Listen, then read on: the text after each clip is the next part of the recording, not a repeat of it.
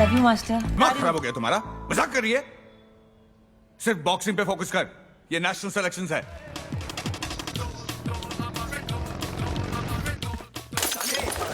मैं हवाई जहाज छोड़ कर आया हूँ. ये अपनी पैंट छोड़ कर आया है सिर्फ रांचो से मिलने के लिए.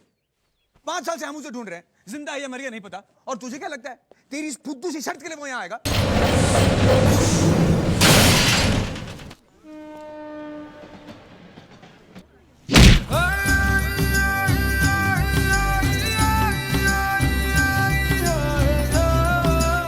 We need your blood to save a life. Yeah. Is he Tamil? Yes. ஒரு பையன் உயிரை காப்பாத்தணும். I understand English, but I have a problem, you see. You have jaundice? No, not that. Tetanus? No. Nervous? Yes. Such a big man like you to be nervous. Come on. कौन है वो लड़की? अबे डराता किसको है? हाँ? चला गोली. விடைகொடு எங்கள் நாடே கடல் வாசம் தெளிக்கும் வீடே பனமரக்காடே பறவைகள் கூடே மறுமுறை ஒரு முறை பார்ப்போமா. உன் மேல உயிரை வச்சிருக்கோம். அகிலன் என்ன? அவங்க இந்திராக்கும் எனக்கும் பிறந்தவங்க.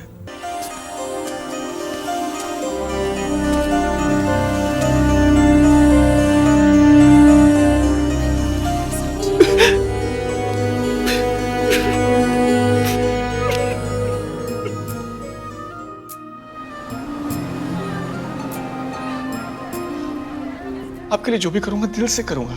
आज तक मैंने आपकी हर बात सुनी है. आज बस एक बार मुझे अपने दिल की बात सुनी दीजिए.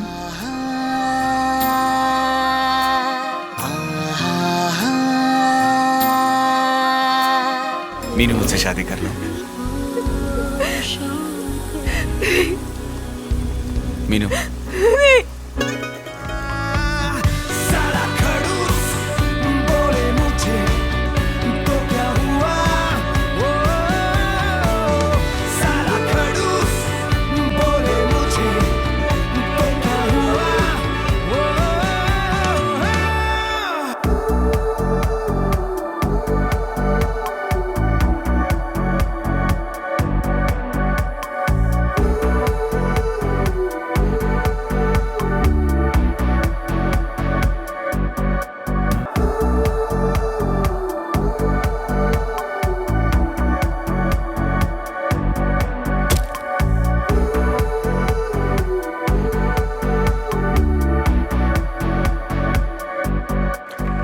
We've been through a very interesting graph today, starting with dialogues on the opportunities and challenges that face the country today, covering themes such as demonetization, gender-based violence, social enterprise, and freedom of speech. And we would like to end today with something that has been a cornerstone of our society and culture. Any guesses what that is? Spot on, movies. Nothing inspires us more than movies. Nothing empowers us more than movies. And I think no one will contest that Mr. Madhavan has been a fantastic ambassador of art and movies in India.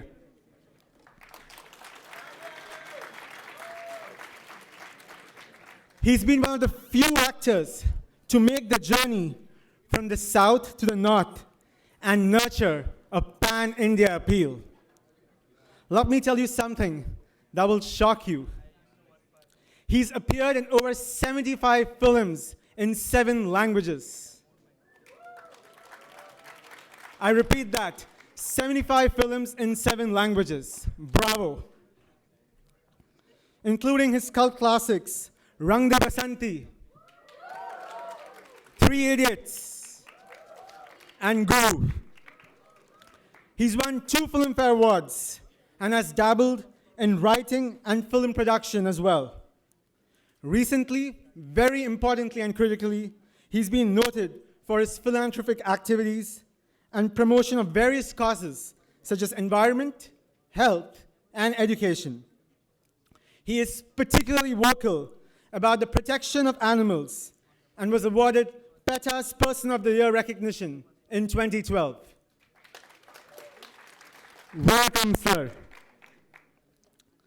As moderator, we have our very own Ms. Sushma Raman, Executive Director of the Carr Center of Human Rights at the Harvard Kennedy School. Sushma brings a rich and diverse background in philanthropy, human rights, and social justice through her work in the US and globally with the Ford Foundation and the Open Society Foundations, as well as her experience in leading human rights programs, philanthropic collaboratives, and social justice foundations. Sushma has been an adjunct lecturer in public policy at the Kennedy School for the past 2 years after graduating from the mid-career program in 2013, where she was awarded the Lucius N. Littar Fellowship in recognition of her academic achievements and stellar leadership in the HKS community. She's also been a long supporter of the India Conference, and Ms. Raman, we are so grateful that you're here. As a vegetarian myself, someone who believes in the ethical treatment of animals, as a Tamilian, and most importantly, as a proud Indian, I think I can tell my grandchildren, my future generations, that I had the privilege to introduce Mr. Madhavan and Mrs. Sushma Raman.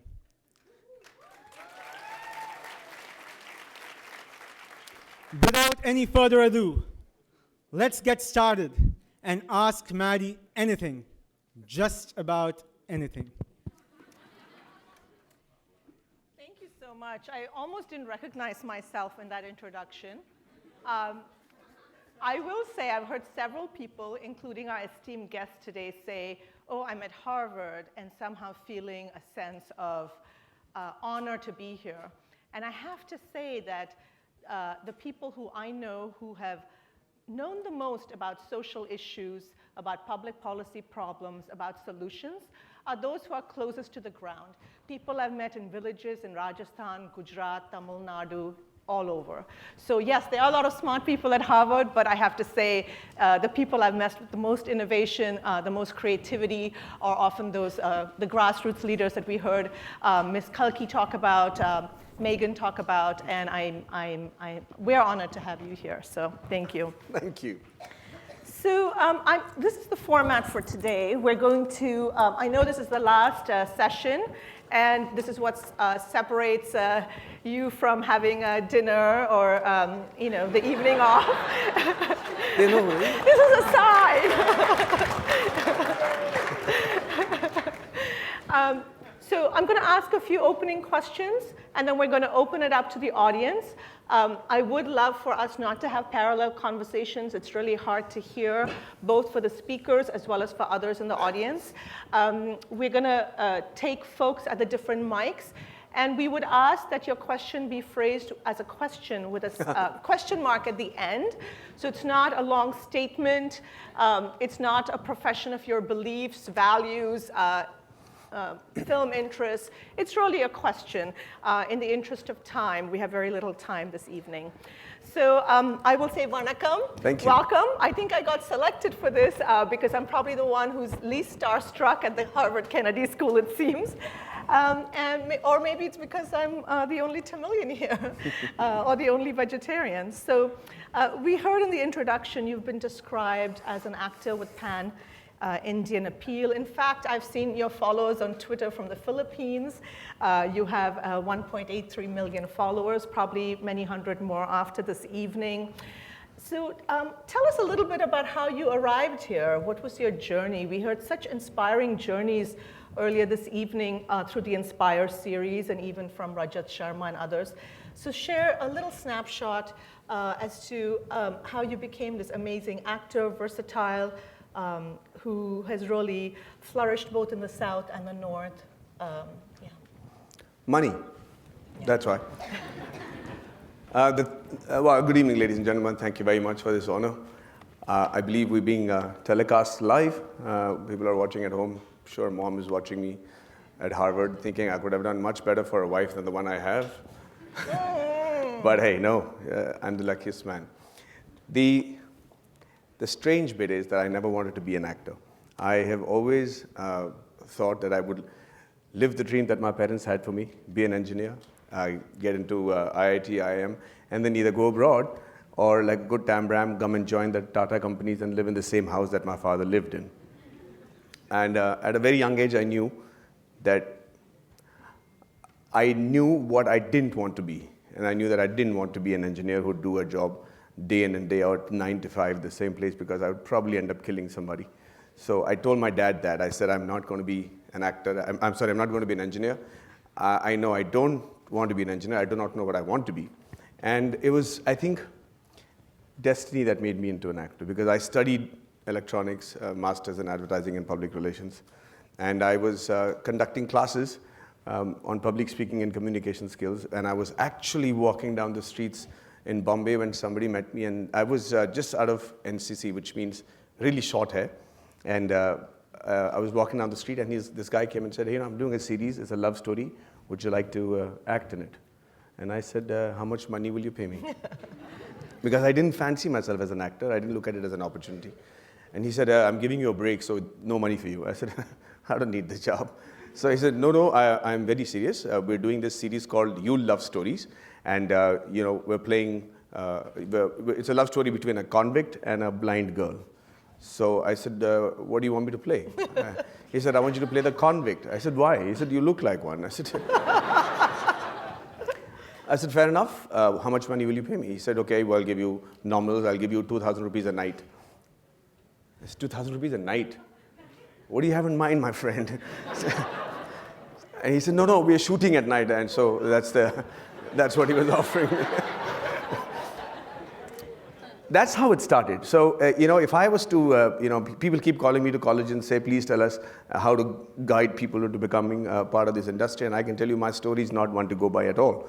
Because I was doing that series, I had no idea about acting. He said, come and stand there. I stood there. They put some makeup on my face. They said, wear these clothes. Then they said, look at that place and say this line. I said, fine. They said, go there and hug the girl. I said, gladly, did that, everything.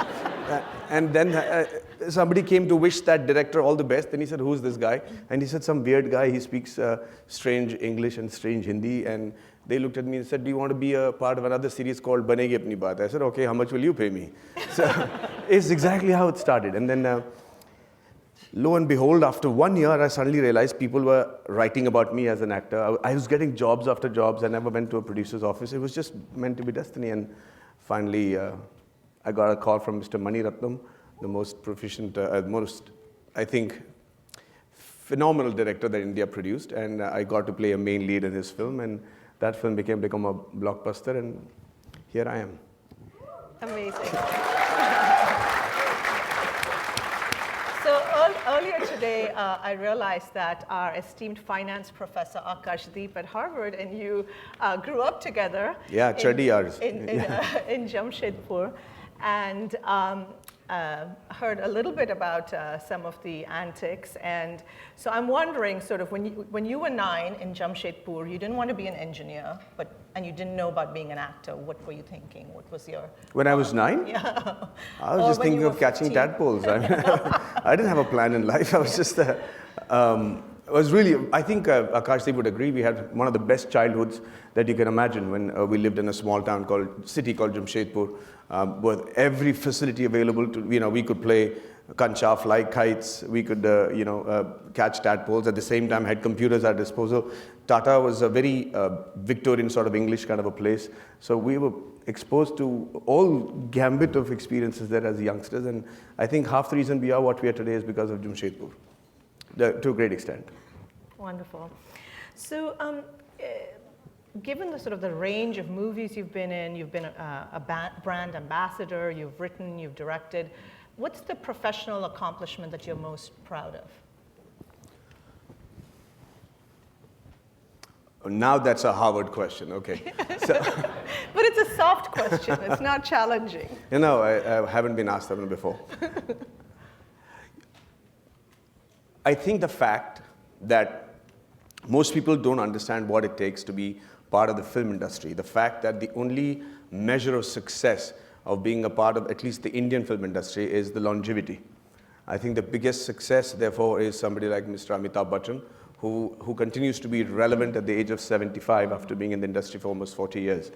I think as far as my accomplishment is concerned, for those people who joined the industry at the time that I was in, and in 15 years from now, still being able to do the kind of films that I want to, still being able to put my foot down and spearhead the subjects and stories that I want to tell is my biggest accomplishment. And I think, finally, and I think, I was waiting for that to happen, it's really.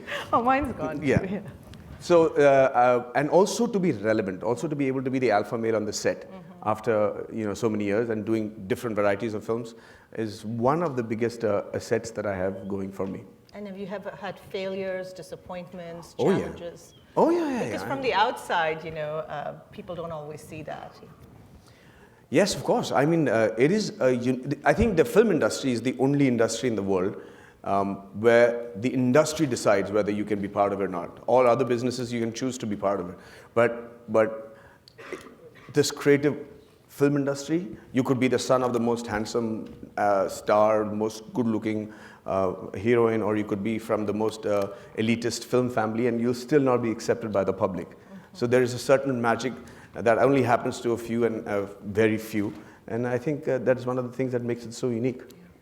And I think all my life I've been prepared to for this particular job that I hold right now. I mean, I had a gambit of professions before I became an actor. I was, I was with the defense for a while. I was teaching. I was an engineer. I lived with cowboys in Canada for a year as an exchange student. I had all sorts of experiences. And then finally, when I got those roles, I was able to withdraw from these experiences. And how many of you all are here from Bombay? Oh, okay. How many of you all have been to Bombay? Same number of people? How many? Okay, you know what? Let's lighten this up. Let me tell you a few things about Bombay that you must know, if I have your permission, Absolutely. right? How many of you have actually traveled by train in Bombay? All of that. There you go. Perfect. So you know that what I'm telling you is the truth. So in Bombay, when you travel by these trains, you're packed tighter than sardines in a can. It's tight. It's so tight that when you're holding your hand up for support, and it's sweaty, there's no air conditions in the compartment, and it's really sweaty and you're sweating through your nose, you need to seek the permission of the guy standing in front of you to put your hand in your own pocket to take out a kerchief. So you'll probably be holding it there and says, it's least that he thinks that you're feeling him up. You just take it out and you wipe your face and then you take his permission again to put it back. This is normal. So in Bombay, which side a particular station comes is anybody's guess if you're new to Bombay. Right? So, you out of years of practice, you realize you can never actually figure that out. And when it's crowded, it's frighteningly crowded. A friend of mine decided to come and visit me from Punjab, Parminder Singh. And he said, Yaar, Maddie, aa raha hu. How many of you get Hindi at all here? Anybody speaks? All of you, right? So, well, let me just stick to English to keep it easy. So he said, I'm coming to Bombay, I need to come and visit you. I said, great, come on in. And he came down to Victoria Station, which is the terminal, and then from there they take the train to different parts of Bombay, the south, the east, the north. And each track, each particular route is divided into the main stations and the small stations in between. And there is this fast train that will only stop in the main stations. So I was trying to explain to him, I said, you catch the train from Victoria, go to Andheri and Borivali.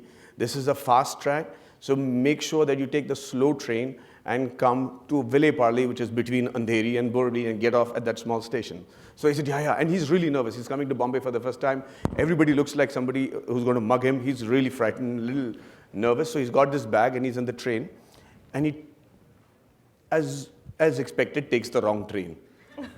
So he's taken the fast train that's not going to stop between Andheri and Borivali. But he's already flabbergasted because everybody's advising him. They're very friendly. So in Bombay, you have to be very careful about who you take help from because it's an extremely helpful city. Very helpful. So once he's in the train, he said, Bhai, I have to get off at Vile Parle. Which side do I stand? He said, Vile Parle? This train's not going to stop. You're going to stop in Andheri and then you have to go for 1 more hour and then come back for 1 more hour because you've got onto the wrong train. So he says, what do I do? It's already 11 o'clock in the evening. So they said, there's one chance. There is some construction going on between the two stations. So on the Vile Parle side, the train's going to slow down on the left-hand side of the compartment. So when the train slows down, just jump off the train. Now this very nervous friend of mine already is like, are you sure it's okay to jump out and all? He said, yeah, you have no other choice because if the train goes to the end, it'll take you another 2 hours and Bombay is dangerous at night. People are having fun at his expense. So now he's got his bag, he's worn it tight around and they said, then everybody's telling him, listen, when you jump off the train, make sure you run in the direction of the train or else you'll fall in your face and then you'll hurt yourself.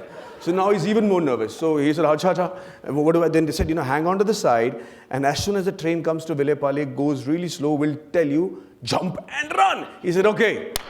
So now he's taken all the gods' names that he knows. He's standing by the doorway and sure enough, the train slows down at Vilepale, comes in like plump, really slow because of the construction. And the guy said, are you ready? He said, yeah.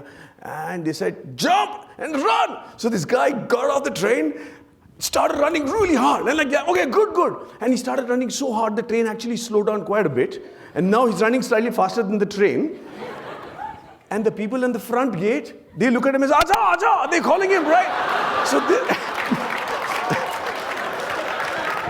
So this guy doesn't know what's happening. He thought maybe a dog, he started running. So they caught hold of his hand and put him back into the train. I saw him the next day at 9 o'clock. That's helpful Bombay for you. So, you have to be very careful who you take assistance from in Bombay. And that's a hint of how the city functions for you. We don't have to ask you any questions. You can just tell us stories. I think that would be terrific. Fine. But I actually have a serious question. Okay. Because we heard earlier that you are a vegetarian and you're a PETA brand ambassador. And for people who follow the news, you know that Jallikattu has been in the news. And everybody I know from the South has a very strong point of view. They're either pro or anti. So I wanted to get your point of view on this. Is this culture? Is it cruelty? Is it something? Is there a middle ground? What are your thoughts as someone who's obviously involved with PETA and Right. So I've been given the boot a lot because I was part of PETA, and I just want to clarify my stand on that. Even before PETA, I was a pet lover. I loved animals. We are a family that adores animals. We're vegetarians because of that, and also because of our culture. Now, I always have advocated the humane treatment of animals, and I really think that we as humans can learn a lot more from animals how to be humans, and that is the thing that even my son does. So to be crucified because we're part of an organization, I think was unfair. Just to say that I supported everything that is cultural about our country, and culture is not just something that gives you an identity. The culture and tradition, and I believe this, I'm going to speak about it tomorrow. I really feel that most people think that cultural identity and the fact that you hold your traditions gives you an identity and makes you feel more evolved. More than that, in today's world, it is an extraordinary survival tool. It's an extraordinary survival method for you to handle the pressures and failures that is inevitable in today's profession. And you decide and you realize, you go back to it and understand, oh, this is how I need to pray, or this is how I need to speak to my family, and this is what the culture means when you say you have a setback. You go back to that and help yourself build up again. So I'm totally for anything that is cultural. And the only thing is, I think that the whole issue that happened with Jallikattu and the way it kind of dissipated was because there were too many issues being addressed at the same time.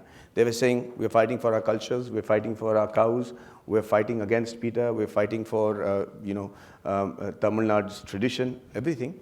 And I agree with all of that.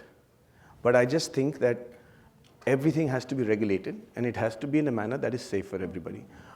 And I also believe that they wanted to save the native cows, and which is a completely justified and a very just cause to fight, because our native cows have been actually exported off to other countries, and we're now subjected to this Holstein cow's milk, which is the casein A1 protein, which is actually proved to be carcinogenic for most people. And there's a big story to that. I can go back to all the technical details, but that is a true fact. And I think if it had been spearheaded properly, we would have achieved it. And now I'm just hoping that everything and order is restored back in Tamil Nadu. So I'm going to ask you one last question and then move on to the audience. So, Rajat ji talked earlier about the importance of independent media. We heard about the role of NGOs and voluntary organizations in the Inspire series. And I'm curious, what are your thoughts about the role of people who are in the public eye, like yourselves, other actors, entertainers, artists? What do you see your role as in terms of creating a more pluralistic, tolerant public sphere? Is this something you think is really an individual choice, or do you see it as a responsibility? So when social media first came in for actors like us, it was an option. Also be on Twitter, also be on Facebook. Now it's become a very essential tool. And it's also proven to be a complete boon and a bane. You have to know, I have known of careers, I have known of people whose life got ruined by one tweet, one irresponsible tweet, or one incorrect tweet. The thing is, unfortunately, ma'am, there is a lot of conspiracy theories for everything. What happens is when you say something, and then there are 10 people who give you an opposite opinion, and another 30 people who give you facts that look like facts. A classic example of which is how I was introduced today.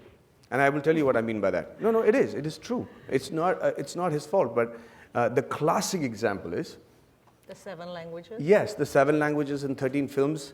One lady in one interview in Hyderabad asked me, do you know how many languages do you know? I said, I know 3 languages, Tamil, English, and Hindi. I can speak a spattering of Marathi. Oh, then you can do a film in all these 4 languages. Plus, because you're in Bihar, you could do... And her imagination was a small article where she said he could easily do films in 7 languages. That was picked up by every media possible. And the next thing I knew, I had done films in 7 languages and more than 75 films. My bank account doesn't say that. And it's not a fact. But there was one lady who asked that question, and that particular statement continues to be part of my biodata. Similarly, I think when you talk about the media, well, I'm sure they have their benefits and there've been brickbats for them as well. But I know for a fact the eagerness to be the first one to report an unverified, unauthorized fact is so rampant that it tends to mislead the audience. And I'll tell you what is happening slowly. It's a clear and present danger in the country that and I'm telling you, you'll agree with me. Every time you have an opinion, talk to your parents back home or onto Facebook an opinion, they have saying, no, in Facebook, this is what has come out. And then my auntie will say, no, what is wrong with you? The way to do it is this, the conspiracy. The thing is, it's driving everybody to exhaustion. Secondly, there is no conviction on what they're reading. The trust on the media and the facts given to them has depleted to such a great extent that now people are bored of it. And then they get more exhausted with it. And finally, they just go to sleep on it. And I don't mean literally. I mean, they became immune to it. Finally, they said, hey, I'll just forget about this. Tell me, am I getting my food properly? Is my son going to school? Everybody's healthy. To hell with it. And there's a disconnect that happens between what is really happening in the society, your social responsibility, and who you are as an individual, because you don't have the facts, right? So you take facts that are convenient to you. And that is the beginning of the destruction of the basic fabric of the society that we live in today. I really think that's going to be a problem. I really think that this is the beginning of the kind of chaos. And as Indians and as citizens of the world, we'll have to find a unique way in which we are able to regulate the right news and the right information so that the inferences drawn by that are good enough for you to take the right action. Wow, lots to think about. We're going to turn it over to the audience to ask questions. And you have to go to the mic. There are a couple of mics around. Or you can just yell it out, I can hear you. Well, I think it's being recorded, so it has to be. Okay. Yes. Okay, there you go. He can be heard across. Well, Mr. Luthra. Okay, I can yell now. I hope everybody can hear me. So your role in 3 Idiots is about this, what you described right now. Did they choose you for your story? That's one question. Second is, what is your end game? Good. Oh, wow. Okay. I think, yes, I was about to. Thank you, gentlemen. I was going to say that. He asked me whether the reason I was selected for 3 Idiots was because of who I was as a person. You mean as an idiot? Yeah. He's transparent. I'm Chandi with Amir. Okay. I was with him last night. Right. Okay. Right. So, yes. So, I really think that it was, I hit jackpot with that film. There was no reason for them to cast me. I think there were very talented actors in Hindi who could have done that role as well. But I was in Chennai, and for some reason, Rajkumar Hirani thought of calling me, and I'm not going to look at the gift horse in the mouth and wonder why, but it was right down my alley. I know I had that conversation with my father, so that script looked like it was going to be a blockbuster, and sure enough it was. The second question was, what is my end game? Strangely, for the past 3 weeks, I have been thinking exactly that. Honestly, in all sincerity, I'm telling you, I was trying to define to myself what my idea of success was. And the more I thought about it, the more, or the less it involved money. And now I've come to a realization that it is just the ability to sit back and have the freedom to think what I want, do what I want, play my golf, and know that my family is safe and I'm providing the best possible education to my child. And then just live there without having to worry about all the stuff that I'm worrying about today. Every act of traveling, or my son going to school, or the fact that there is a problem with one political party, or, it really frightened me when Indira Gandhi was assassinated. And in 1 second, all the Sikhs around me, their lives were in danger. When they least, it was like a bolt from the blue for something that they'd never done. It was a mob mentality. It was something that happened all of a sudden, was a spontaneous sort of a combustion for them. And I said, I know we're a country of unity and diversity, but this is frightening. And I think my idea of success would be wanting to live in a place where that sort of a bolt doesn't hit you from the blue. And make sure that you contribute to a society like that and make that happen around you. That would be my end game. So that means you never live in America, Trump. Abraham Lincoln said that nobody from outside America can actually, this is actually his quote where he said, nobody from outside America can actually destroy America. If he were to fail and falter, then it is only because we destroyed ourselves. So.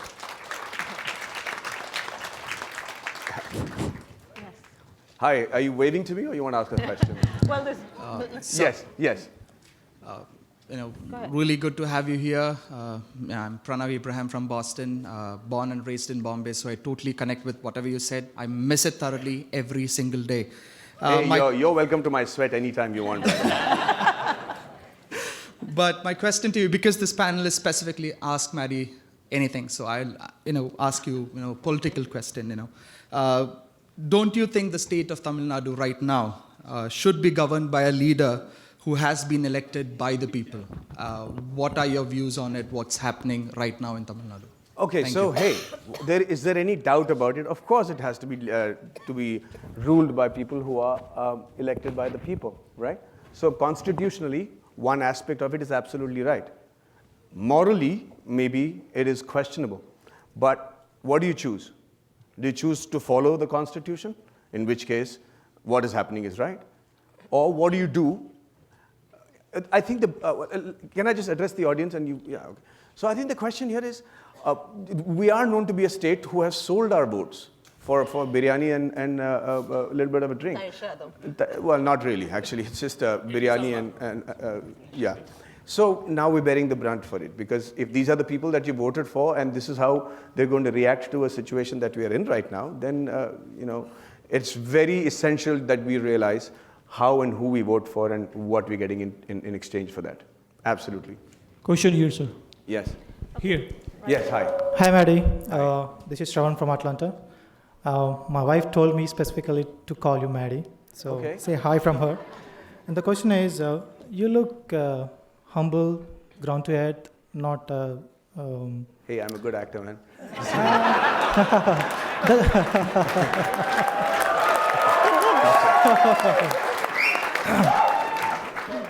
That's where I'm coming. Like, if I look into your eyes, or if I look at you, I can see that you're ground to earth, to be frank. So, but if your movies like you are, no one can replace you. I can't hear you.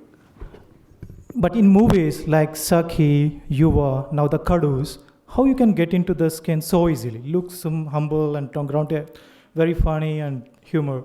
And it's not that easy to say or feel. As an IT engineer for the past 15 years. For me, changing a platform is like, no, I'm going to stay here and settle down here, something like that. But really, we need to appreciate it. So how? So the question, I think, if I can get you correctly, is that because I look amicable, it's how do I play all the wild guys and the bad guys that I play in the movies? I think that, honestly, everybody has a wild side to us, and we all know we do. We choose to let it out at times when nobody's looking at us, or when everybody's looking at us through the camera, for instance. For me, I was born and brought up in Bihar. Being amicable was one quality. Also, having the ability to turn back and bite right back to survive was another. Those instincts have been subdued for the longest time, but it's not left. So when we do movies, you actually withdraw from your real life experiences to do the things that you do. And that's because I'm not a trained actor, I don't even think I'm actually, honestly speaking, and not being humble here, I don't really think I'm such a good actor. I'm just a clever guy because I'm able to withdraw directly from my life and apply that to the characters that I'm playing. And therefore, I choose characters that I have been before at one point in my time, in my life or the other. So be it Three Idiots, be it Yuva, or be it Alai Payude, all those aspects have been a real part of me. So if I were to play a rocket scientist tomorrow, I don't know how I'll do it. Right there? Hi. I'm sharing the feeling of awesomeness like everyone here to have you today. I'm Karthikeyan Ramu. Thank you for supporting Jallikattu being part of PETA.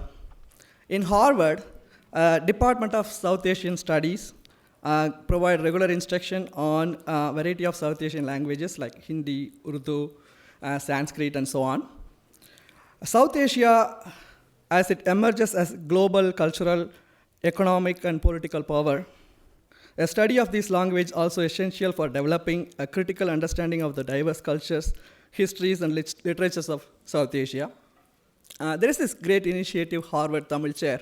They're trying to set up a Tamil research study in Harvard. There are $6 million required. So far, they have raised up to I'll give you whatever I can. 2 million. So by being a celebrity and knowing the value of Tamil literature and language, would you vouch for this cause? And today, would you pledge and extend your support and requesting everyone for this noble cause? See, I knew this whole subject itself, the topic, Ask Maddie Anything, was trouble. But yes, to answer your question, yes, of course I will support it. There is no reason why anybody who will not support something like this. Tamil is one of the oldest languages in the world. It's been proven many times that half the philosophies explained in Tamil has been modified over and over again, owned by different civilizations and re-quoted as their own. But absolutely, I think if you're able to get an insight into the Tamilians, the South Asian community through this language, then by all means you have my wholehearted support, and I will do what I can to help you get that 6 million. Thank you very much. You're welcome. So on that note, we're actually out of time for today, but we'll Hey, be I back get 10 tomorrow. minutes more. Okay, hang on. Yeah, see? Yeah, we started late thanks to Mr. Pound. Okay. Thank you. Yeah. Very quick question.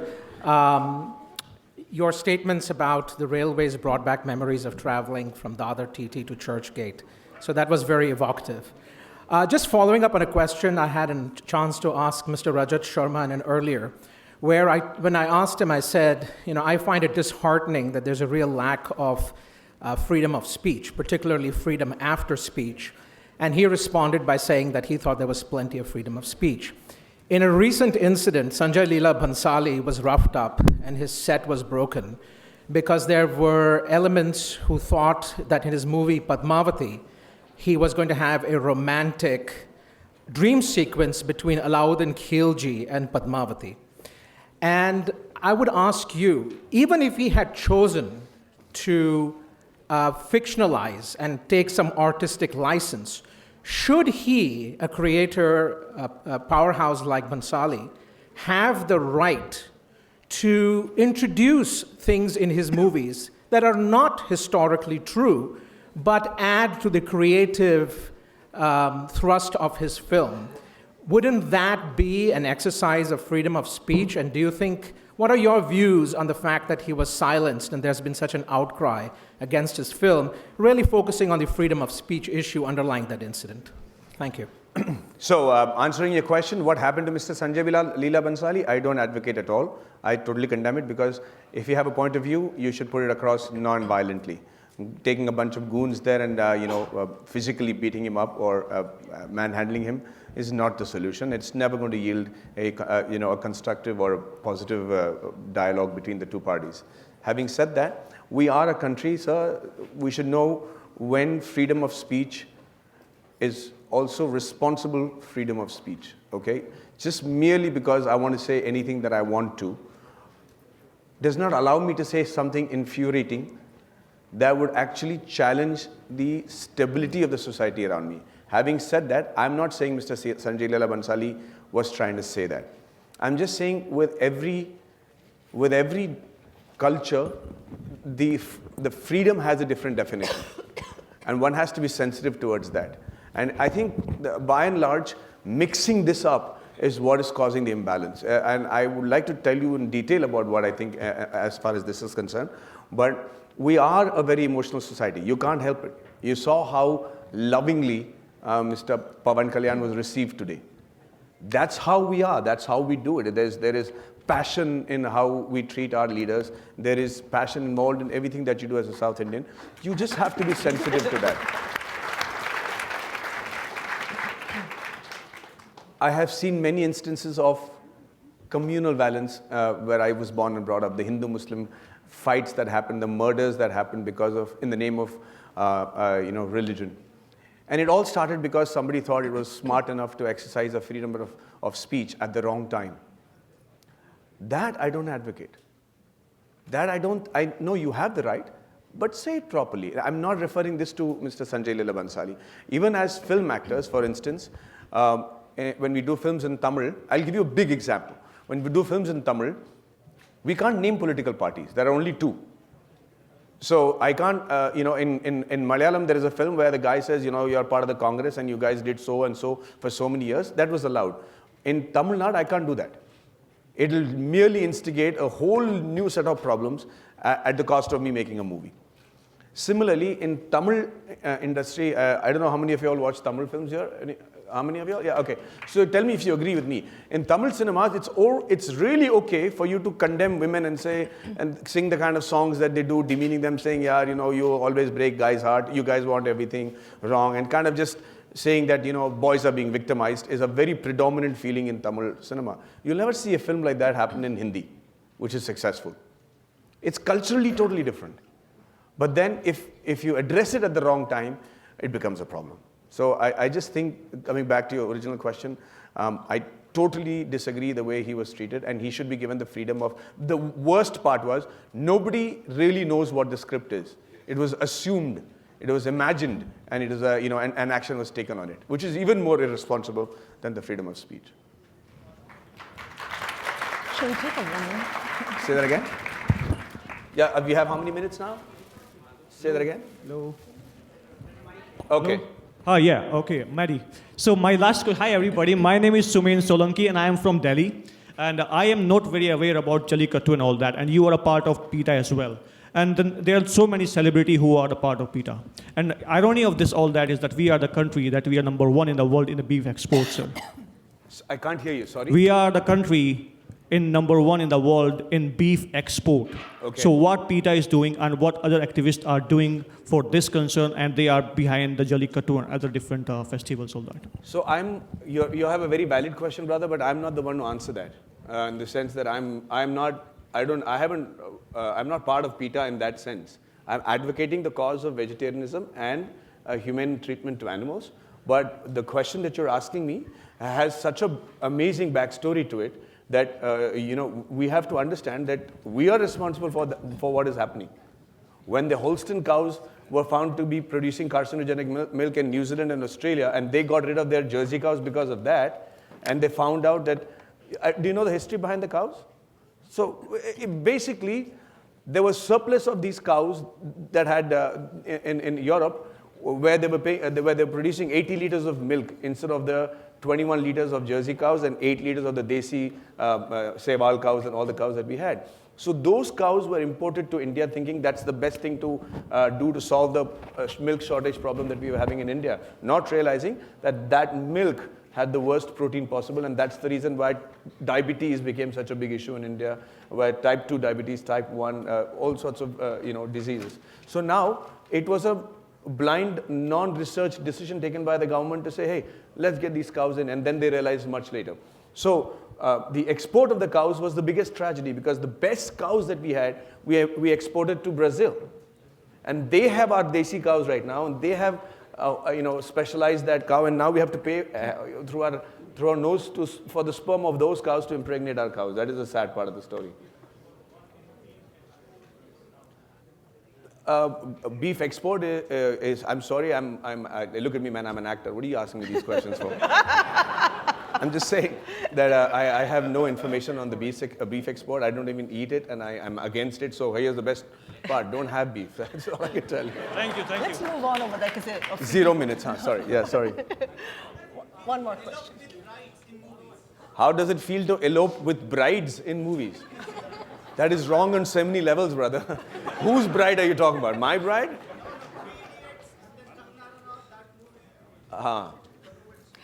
No, but I'm sorry. I have to, before I can answer that question, I have to understand. Are you asking me personally how it is to elope with a bride? It's stupid, it's exciting, and it's not advisable. Yes. Last question, I believe. Yes. I'm a filmmaking student from NYU. Vanakkam, this is the only Tamil word I knew. My question to you is, the Bollywood always accepts South Indian actresses with open arms, be it Vaijayanti Mala or Sridevi, whereas it rarely accommodates male stars. You have achieved an pan-India appeal. Why don't the North Indians don't accept the male stars from South of India? Okay, so the question is, I have managed to do Tamil films and Hindi films and be accepted. Why don't Hindi people accept other South Indian actors? Is that what you're saying? The male stars. Sorry? The male superstars. The male superstars. See, Chief, watching a movie is not a duty. It's supposed to be an entertainment, right? So when you go to see a movie and you have somebody trying to portray a Hindi guy or a Punjabi guy or a Marathi guy, they want to assume that you're one of that. But if your Hindi is not as it should sound, being part of that part of India, then there's a disconnect that happens. Nobody goes out saying, I won't accept Madhavan, I won't accept Ajit, I won't accept Kalyan sir or whoever it is that you're talking about. It's just that they want to go to this movie, they want to be convinced that it is right, it is justified, it is aspirational, and it's entertaining. Once it is that, everybody is accepted. The girls didn't portray to be that. They were beautiful. Their job was to entice, which they did very well. And they were very intelligent women. I can tell you personally that I know all the ladies that you talked about, and personally, they are extremely well-read and extremely educated. But their ability to make the least common man watching that film feel like he's ready to give their life up to protect this lady. Agar Madhuri jisi koi meri wife hoti, I'll protect them. Is the vulnerability that they're able to bring on the screen. If you're able to do that, it's entertaining enough. So they're accepted. It's not that somebody has got an agenda where they go to say, we won't accept Bengali actors, we won't accept South Indian actors. There is no agenda like that. Hello, Madhavan. Before we start, you support politics. What is your opinion about Janasena, Pavan sirs? I'd like you to just make some closing remarks. No, I mean, last time also I didn't get a chance. Sorry, sir? I'm asking, do you believe in politics? I am as far removed from it. So what about Janasena? What is your opinion on Janasena? I don't have one. No, it's not yours. It's not yours. Pavan sir. Sir? Pavan sirs. Pavan sir is an extraordinary actor. Yeah. And, by aggressively asking a question, do not expect... aggressive. But you are being aggressive. So let me just tell you this. Because I was in frustration because I didn't get a chance. Not aggressive on you. So I know you're feeling frustrated. I do, man. I wanted to wish and shake his hands as well. But I'm not taking my frustration out to you. Yeah. So...